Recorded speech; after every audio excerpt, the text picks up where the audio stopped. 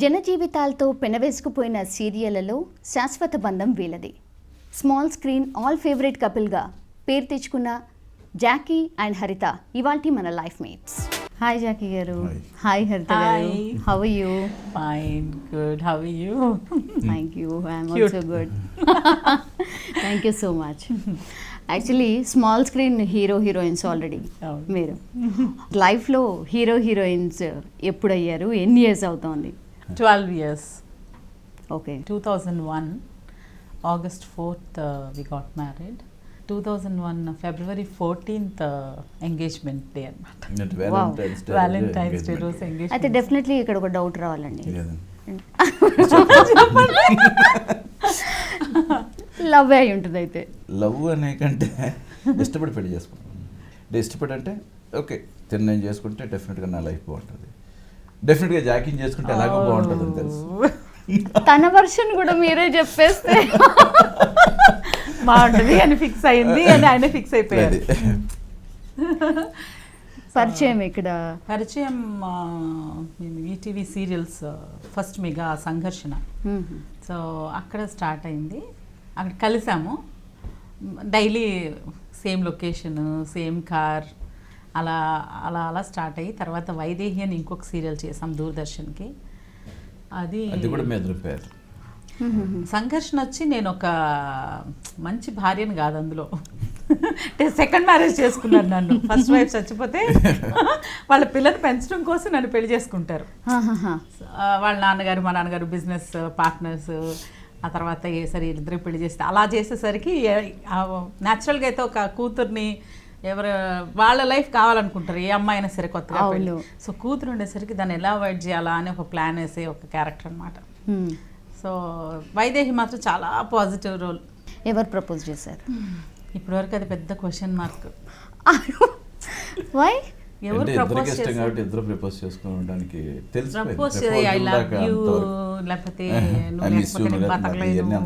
అలా డైలాగ్స్ ఏమీ లేవు. నాకు ఇప్పుడు అనిపిస్తుంది మళ్ళీ స్టార్ట్ చేయాలి. ఒకటైతే అనుకున్నాం, ఇద్దరం చేసుకుంటే ఇద్దరింట్లో ఒప్పుకుని కంఫర్టబుల్గా, మీ ఇంట్లో అయ్యో అమ్మాయి ఏంటి, మా ఇంట్లో ఈ అబ్బాయి ఏంటి అనే స్టేజ్ వస్తే చేసుకోవద్దు. ఎందుకంటే అందరూ కంఫర్టబుల్గా ఉండాలి. మన మూలంగా వాళ్ళు డిస్టర్బ్ అవ్వకూడదు. పేరెంట్స్ హరిత గారిని చూడగానే ఏమన్నారు?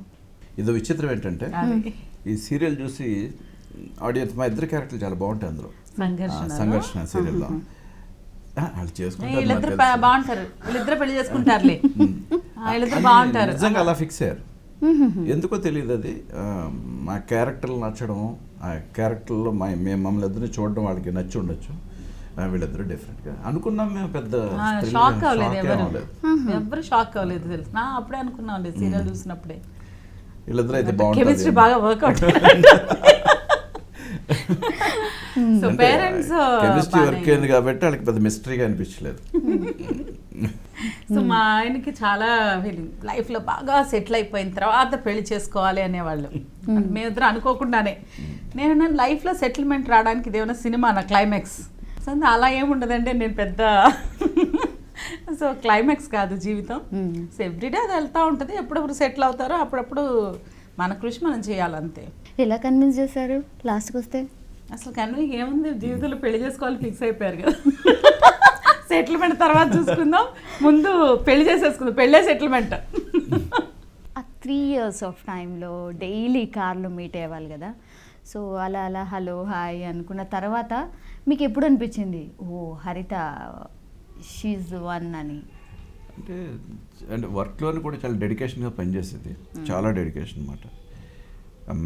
ఎంతవరకు మాట్లాడాలో అంతే. సెట్లో కూడా హరిత గారు వస్తున్నారు అలాంటి రెస్పెక్ట్ ఉండేది. ఎందుకంటే పెర్ఫార్మెన్స్ చూసి తను సీను తన పని తను చూసుకునేది. అలాగే ఇద్దరు మాట్లాడుకోవడంతో సార్ డెఫినెట్గా తనకి నా మీద ఇష్టం ఉందో తెలుసు, మాటల్లో తెలియకుండా ఎందుకుంటుంది. అంటే ఎక్కువ టాపిక్ గురించి మాట్లాడకపోయినా ఎక్కువ కలిసి ట్రావెల్ చేస్తే మాట్లాడుకుంటే కొంచెం తెలుస్తుంది ఆ ఇంట్రెస్ట్ ఉంది మన మీద అనేది. మనకి తనంటే ఇంట్రెస్ట్ ఉన్నది, దాంతో డెఫినెట్గా తను చేసుకుంటే బాగుంటుంది అని ఒక ఆలోచన రావడం. తనకి అదే ఆలోచన ఉందని కూడా తెలుస్తుంది కదండి ఈజీగా. ఫేస్ రీడింగు, హృదయ రీడింగు అది దాంతో ఓకే ఇద్దరం చేసుకుంటే కంఫర్టబుల్గా ఉంటాం, ఇద్దరం హ్యాపీగా ఉంటాం అని ఫీల్ అయ్యాను. మరి మీరేం ఫీల్ అయ్యారండి? నేనేం ఫీల్ అయ్యాను? పాట రూపంలో చెప్తారు. పాట రూపంలోనా? గ్రీకు వీరుడు నా రాకుమారుడు కళ్ళల్లోనే ఇంకా ఉన్నాడు, నాగార్జున గారా? ఏమి my Nagarjuna my Manmadhudu my Jackie అనమాట. సో ఇలా అనిపించడానికి బాగా టైం పట్టింది. సో కళ్ళలోని ఇంకా ఉన్నాడు అని అనిపించాలంటే ఈయన లేనప్పుడే కదా అనిపించాలి. మనకి ఎదురుగా ఉంటే మనకి పెద్ద లేనప్పుడు మనకు ఒక మనిషి గుర్తొస్తున్నాడు, అది చాలా బాగా గుర్తొస్తున్నాడు అనడానికి చాలా టైం పడుతుంది. టైం పట్టింది కూడా నాకు. నేను తొందరగా ఏది వెంటనే ఎమోషనల్గా ఏది డిసైడ్ చేసేసాను.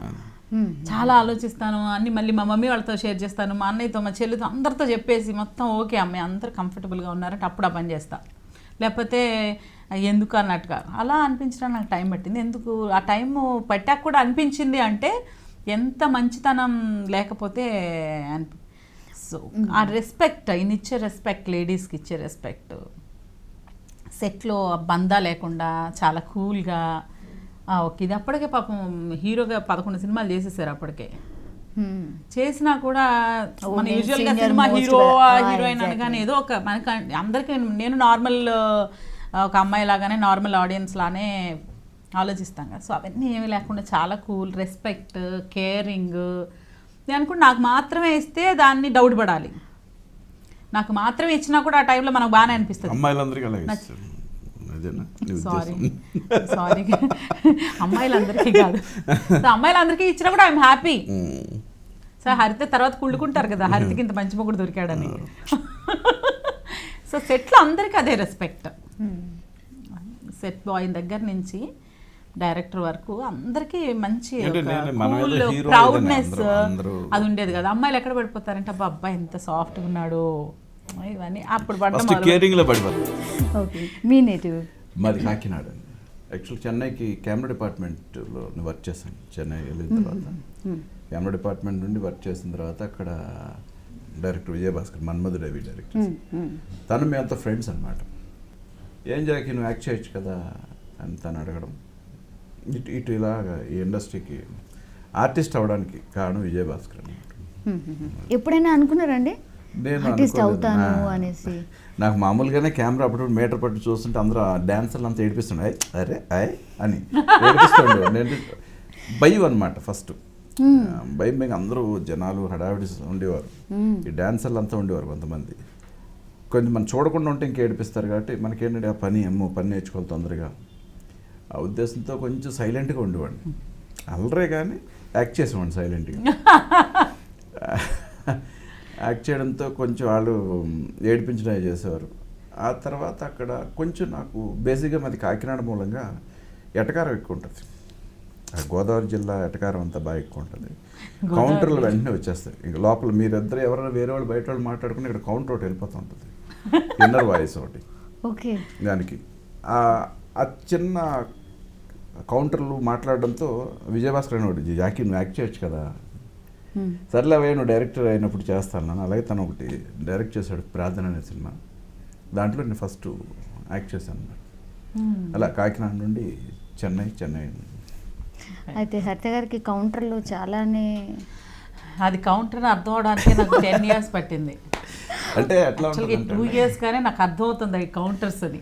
అంత ముందు వరకు నాకు అర్థమయ్యేది కాదు, ఏం చేస్తున్నా నవ్వేదాన్ని. ఫ్రెండ్స్ కూడా మీ ఆయన ఏంటి అంటే అది బాగుంటుంది కదండి తీసుకున్నా, బాగానే ఉంటుంది కదా తీసుకోండి అంటే సీరియస్గా తీసుకోమన్నాడా లేదా తీసుకోండి మీరు అయిపోతారన్నట్టు అన్నాడు, తెలియదు పాపం వాళ్ళకి. అసలు అందులో ఏం అర్థం చేసుకున్నావు? నేను అన్ని పాజిటివ్గానే తీసుకుంటాను మ్యాక్సిమం. ఓకే తీసుకోండి, అవి తీసుకోమన్నారు, మనకు పాజిటివ్ అయినప్పుడు పాజిటివ్గా ఉంటే ఓకే. ఇంకా నేను కౌంటర్ అని అర్థం కావడానికి నాకు చాలా అర్థమయ్యేది కాదు. ఇలా ఒక నిజంగా చెప్పినా కూడా కౌంటర్ అనుకుంటున్నారు, పరిస్థితి అలా అయిపోయింది. ఇప్పుడు అర్థం అవడం మొదలు పెట్టాక ఇది కరెక్టా కాదా ఏంటి అని.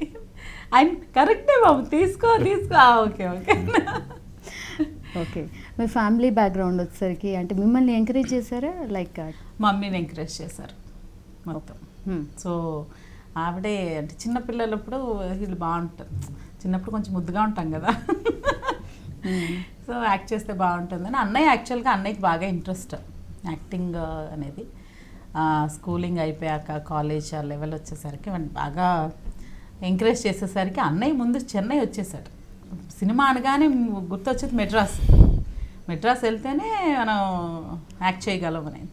చిన్నాడు కదా, 16-17 ఏళ్ళు అబ్బాయి. ఆ టైంలో చిన్నపిల్లల క్యారెక్టర్లు రావు, ఇటు హీరో క్యారెక్టర్లు రావు, అసలు ఏమి ఉండవు క్యారెక్టర్స్. చాలా తర్వాత అక్కడికి వెళ్ళాక డాన్స్ నేర్చుకోవడం అవన్నీ చేశాడు. ఇంకా పిల్లాడు ఒక్కడే ఉన్నాడు కదా అని ఇంక మేము షిఫ్ట్ అయ్యాం. కరెక్ట్గా 15 years అలా వచ్చేసరికి ఆడపిల్లలం కాబట్టి 15 yearsకి బాగానే కనిపిస్తాం. సో అప్పుడు ఇంకా స్టార్ట్ చేశాను అనమాట. సో తమిళ్ సినిమాలు చేశాను, తెలుగు సినిమాలు, కన్నడ చేశాను. సినిమాలు చేస్తూ ఉండగానే ఇంకా తర్వాత నేను స్టార్ట్ చేశాను, తర్వాత రవళి. సో ఎప్పుడైనా అనుకున్నారా నన్ను టీవీలో చూసుకుంటాను అని? అదే మా మమ్మీ చెప్పారు. సీరియల్స్ అంటే చాలా సీరియల్స్ అనేవాళ్ళు ఇప్పటికి కూడా ఇంకా ఉన్నారనుకోండి. బట్ అప్పుడు మా మమ్మీ అంది, అమ్మ నువ్వేంటి, నీకు టీవీ ఏమో పిచ్చి, టీవీ ముందు నుంచి కదలవు కదా, నిన్ను నువ్వే టీవీలో చూసుకుంటే ఎలా ఉంటుంది, సో అందుకని టీవీ సీరియల్ చెయ్యి, యాక్టింగ్ కూడా మనకి ఇంప్రూవ్ అవుతుంది కదా, ఎంత వర్క్ చేస్తే అంత ఎక్స్పీరియన్స్ వస్తుంది, చెయ్యి అన్నారు. కానీ హరిత గారు అంటే big screen is big screen, small screen is small screen అంటే, బట్ స్టిల్ మీకు అంటే ఏదంటే ఎక్కువ ఇష్టం కంపారిటివ్లీ? ఎట్లా ఉంటుందంటే అండి, బిగ్ స్క్రీన్ వైడ్ ఎక్స్పోజర్ అని అనుకుంటారు కానీ big screen small screen wide exposure. నాకు తెలుసు ఒక సినిమా సక్సెస్ అయితేనే, ఇక్కడ సక్సెస్తో పని లేదు, మనం బాగా పెర్ఫార్మ్ చేస్తే చాలు. డైలీ ఆడియన్స్ మన ఇంట్లో మనుషులు ఉండదు. సినిమా పెద్ద హిట్ అయితే ఒక రెమ్యునరేషన్ పెరగచ్చేమో కానీ టీవీ రెమ్యునరేషన్ కొంచెం ఉండొచ్చేమో కానీ every day is 100-day show. అంతే. Right, coming to your married life, 12 years అయిపోయింది ఆల్మోస్ట్. సో ఆ తీపి గుర్తులు ఏవైనా గుర్తున్నాయా స్టార్టింగ్ డేస్? అప్పట్లో లవ్లో ఉన్నప్పుడు టెలిఫోన్ బిల్ ఎక్కువ వచ్చేది. నిజంగా అంటే ఓవర్గా చెప్పడం కాదు, చిన్న ఫ్లాట్ కొనుక్కునేవాళ్ళు అండి ఆ బిల్ తోటి. కానీ ఇప్పుడు తీపి గుర్తులుగా చెప్పుకోవడానికి మిగిలేదు చెప్పండి. నిజంగా అంత ఇదేనా? వాళ్ళ మమ్మీ చెప్పారు సార్, ఎందుకంటే మీరు ఫోన్ మాట్లాడుకుని ఫ్లైట్ టికెట్లు ఓపెన్ టికెట్స్ ఉండే అప్పుడు టికెట్ తీసుకుని వచ్చి మాట్లాడాలని ఎందుకు అంటే ఎంగేజ్మెంట్కిను పెళ్ళికి 6 months. సో ఎంగేజ్మెంట్ అయిపోయిన తర్వాత ఎవరు ఏమి వద్దనరు కదా, ఎవరితో మాట్లాడుతున్నామని కూడా అడగరు. ఇంకా అందుకని అప్పుడు ఇంకా మాట్లాడేది ఏముందంటే ఇంకా ఇంకా ఇంకా ఇంకా ఆఫ్టర్ మ్యారేజ్ ఫోన్ ఇస్తా చెప్పమ్మా, తమ్ముడు వస్తున్నానమ్మా, షార్ట్ కాస్ట్యూమ్ చేంజ్ వస్తా, కాస్ట్యూమ్ చేంజ్ అంట చెప్పే. అది ఆఫ్టర్ మ్యారేజ్ అంట. తమాషా కోసం చెప్పాను. బిఫోర్ మ్యారేజ్ కంటే కూడా ఆఫ్టర్ మ్యారేజ్. ఇంకో విషయం తెలుసా అండి, మీరు ఎవరన్నా మాట్లాడుకుంటారో తెలియదు కానీ రోజుకి ఒక మీ ఇద్దరం, నేను ఫోన్ చేస్తాను 30-40 కాల్స్ ఉంటాయి. నమ్ముతారా? మేమిద్దరం మాట్లాడుకోవడం అంటే మాట్లాడుకోవాలన్నా అన్ని కాల్స్.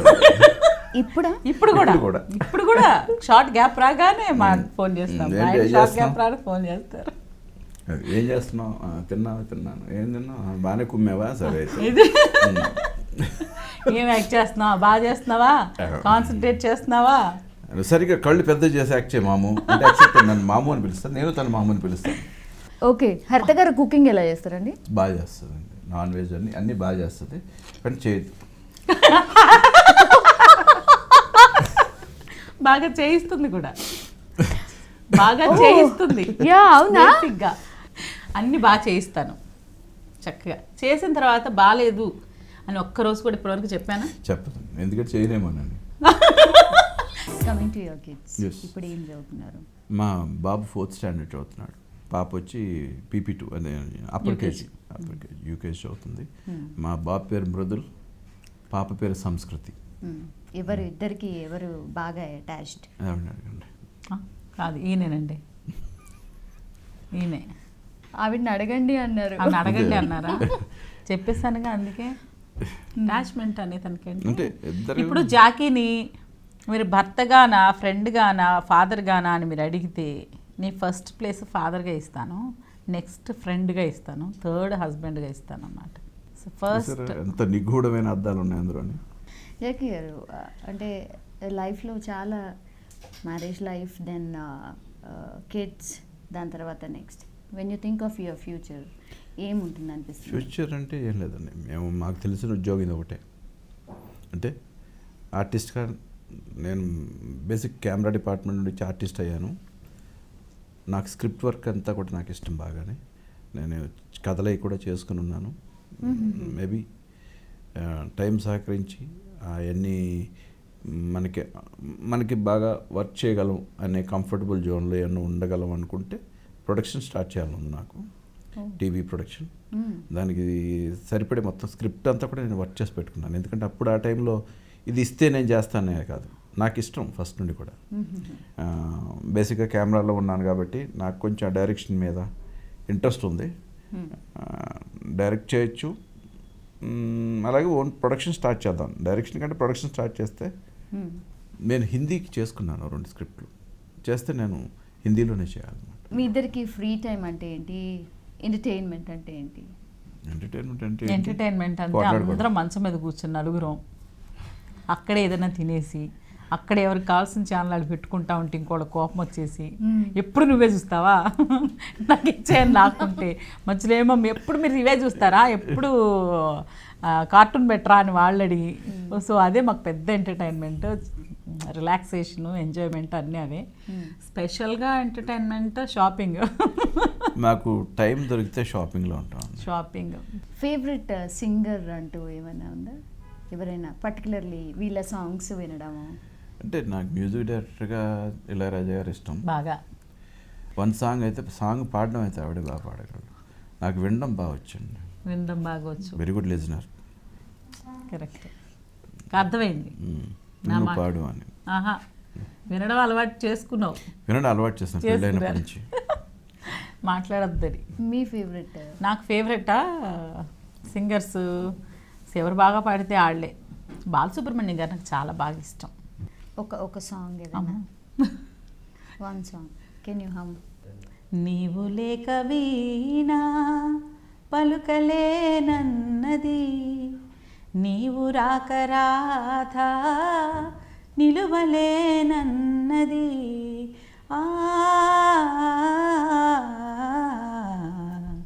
నీవు లేక వీణా. జాజి పూలు నీకై రోజు రోజు పూచే, చూసి చూసి పాపం సొమ్మసిల్లిపోయే, చందమామ నీకై తొంగి తొంగి చూసే, చందమామ నీకై తొంగి తొంగి చూసే, సరసన లేవని అలుకలు పోయే. సూపర్ అండి, సూపర్. ముందే చెప్పుంటే బాగా ప్రాక్టీస్ చేసి ఉండేదాన్ని. మంచి song. No, you are wonderful. So ఇప్పుడు ఈ జనరేషన్ వాళ్ళకి మీరు all successful 12 years of married life, మనం సజెషన్స్ ఇచ్చేంత అది చెప్పాను. ఎమోషనల్గా ఏది డిసైడ్ చేయకూడదు. ఎమోషనల్గా డిసైడ్ చేసేది ఏది కరెక్ట్ కాదు. ఒక్కసారి మాట్లాడే మాటను కూడా 10 సార్లు లోపల అనుకుని 11వ సారి బయటకు ఎక్స్ప్రెస్ చేయాలి. ఈ మాట నేను అంటాను అనేది 10 సార్లు అనుకుని 11వ సారి ఎక్స్ప్రెస్ చేస్తే 10 సార్లు చాలా కరెక్షన్స్ అయిపోతాయి. 10 టైం కరెక్ట్ చేసుకుంటాం వర్డ్ని. ఫస్ట్ టైం అనేసాం అనుకోండి చాలా హార్ష్గా ఉంటుంది, తర్వాత కొంచెం హర్టింగ్గా ఉంటుంది, తర్వాత కొంచెం లాస్ట్కి కన్విన్సింగ్గా వస్తుంది ఆ మాట. సో ఎమోషనల్ డెసిషన్స్ అనేది ఎప్పుడూ రాంగే. కాంప్రమైజ్ అనేది లైఫ్లో చాలా అవసరం, వైఫ్ అండ్ హస్బెండ్కి ఎస్పెషల్లీ. ఆత్మ ప్రొఫెషన్లో కాంప్రమైజ్ లేదు నేను ఇంతే అన్నా కూడా చెల్లుతుందేమో. వైఫ్ అండ్ హస్బెండ్ ఒక రిలేషన్షిప్లో మాత్రం కాంప్రమైజ్ అనే వర్డ్కి చాలా పెద్దపీట వేయాలి. ఫస్ట్ ఉండాల్సింది, లవ్ కంటే కూడా ఉండాల్సింది కాంప్రమైజ్. మాకు అది మా మమ్మీ కూడా చెప్పారు. ఒక్కసారి లాగొచ్చు తాడు, 2 సార్లు కూడా లాగొచ్చు, నువ్వా నేను లాగుదామని. ఇంకా లాగుతపోతే తెగిపోద్ది. తాడు తెక్కకుండా కాపాడాల్సిన బాధ్యత భార్యాభర్తలది. లాక్కోకుండా ఉంటే ఎలా కుదురుతుంది, కానీ తెగిపోకుండా లాక్కోవాలి. 1-2 రోజుల కంటే ఇద్దరు మాట్లాడుకోకుండా దూరంగా ఉండకూడదు. సో అది ఏదైనా ఇంకొక మమ్మల్ని పెళ్ళైన తర్వాత సోమా విజయప్రకాష్ గారని మాకు ఆయన ప్రొడ్యూస్ చేసిన సీరియల్స్ చేసాం, వైదేహి ఇలా 2 తర్వాత మనసు అనే సీరియల్కి. వాళ్ళు డిన్నర్కి పిలిచారు మమ్మల్ని. పిలిచి ఆయన ఒకటే మాట చెప్పారు, మీకు కొత్తగా పెళ్ళి అయిపోయింది, నువ్వు ఎలాగో సాఫ్ట్, చాలా గుడ్ గర్ల్వి, అన్నిటికీ అడ్జస్ట్ అయిపోతావు, జాకి కూడా చాలా మంచాడు. సో కానీ మీ ఇద్దరికి ఒకటే మాట ఏంటంటే గొడవలు వస్తాయి పెళ్ళైన తర్వాత, ఎందుకంటే మేము అలా పాస్ అయ్యి వచ్చిన వాళ్ళం కాబట్టి. గొడవ ఇచ్చినప్పుడు ఎవరైతే వాయిస్ రైజ్ చేస్తారో రెండు వాళ్ళు కాంప్రమైజ్ అనుకోండి, ఏంటి అంటే నెక్స్ట్ ఏంటి అనే ఆ వర్డ్ రాకుండా కాంప్రమైజ్ అనుకుని వాళ్ళు మాట్లాడనిచ్చి తర్వాత ఇప్పుడు నేను రైజ్ అయినా కూడా నువ్వు కాంప్రమైజ్ అనుకోవాలి. సో ఇద్దరు ఒకళ్ళు రైజ్ అయినప్పుడు ఇంకోళ్ళు కాంప్రమైజ్ అలా అనుకుంటే గొడవలే రావు.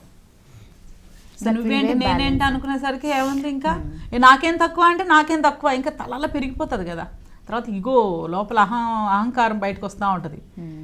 సెల్ఫ్ రెస్పెక్ట్ అని మనం అనుకుంటాము, అది సెల్ఫ్ రెస్పెక్ట్ కాదు, అహంకారం బయటకు వస్తుంది అనమాట. సో దాన్ని కంట్రోల్ చేయాలంటే కాంప్రమైజ్ అనేది చాలా best medicine.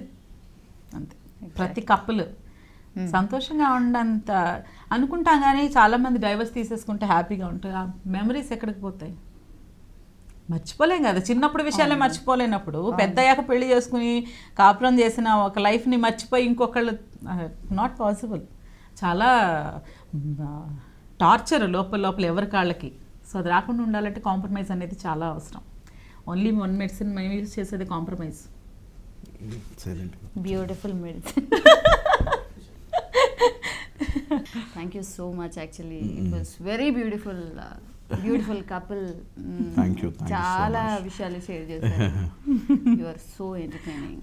Thank you so much. So happy. And lovable couple too. Oh, thank you. మేము కూడా చాలా ఒకేసారి ఇన్ని మాట్లాడుకోం కదా, ఎప్పుడు కూర్చున్నా అప్పుడైతే నువ్వు అలా చేసేవాడివి ఇప్పుడేంటి అని ఏదో ఒకటి అంటాం, కానీ ఇన్ని స్వీట్ మెమరీస్ సో అనేది మళ్ళీ కొత్త రీకలెక్ట్ చేసుకుంటే మాకు చాలా హ్యాపీగా మళ్ళీ మంచి ఎనర్జీ వచ్చింది. మళ్ళీ ఇంకొక 12 years వరకు. All the best. Thank you so much. Thank you so much. ఈ కపుల్తో మాట్లాడుతుంటే అసలు టైమే తెలియలేదు కదా. 12 years ఆఫ్ మ్యారీడ్ లైఫ్ చాలా కూల్గా గడిచిపోయింది. సో ఈ బ్యూటిఫుల్ కపుల్కి ఆల్ ది బెస్ట్ చెప్తూ వచ్చే వారం మరో బ్యూటిఫుల్ కపుల్తో మళ్ళీ కలుద్దాం. Until then, this is Sowmya signing of.